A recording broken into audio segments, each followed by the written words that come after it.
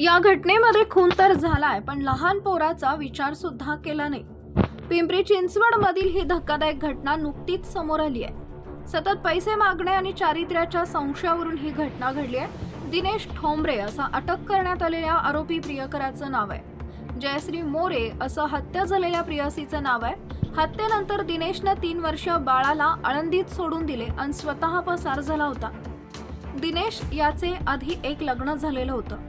त्याला पहिल्या पत्नीपासून 2 मुलं आहेत। जयश्रीचा सुद्धा विवाह झाला होता, पण दिनेशचा त्याच्या पत्नीसोबतचा आणि जयश्रीचा तिच्या पतीसोबतचा संसार टिकला नाही। जयश्री आणि दिनेश एकमेकांच्या संपर्कात आले। दोघांच्या मैत्रीचं रूपांतर प्रेमात झालं। दोघे वाकड परिसरात लिव्ह इन रिलेशनशिप मध्ये राहू लागले। 3 वर्षापूर्वी दोघांना एक मुलगा झाला, पण पुढे दोघांमध्ये वारंवार खटके उडू लागले।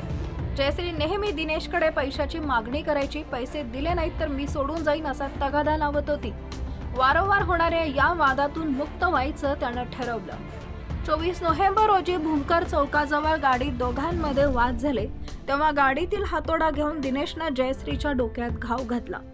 मोठा रक्तस्राव झाल्यामुळे जयश्रीचा मृत्यू झाला। दिनेशनं मृतदेहाची विल्हेवाट लावण्यासाठी थेट पुणे बेंगलोर महामार्गावरील खंबाटकी घाट गाठला आणि त्या घाटात जयश्रीचा मृतदेह फेकून दिला।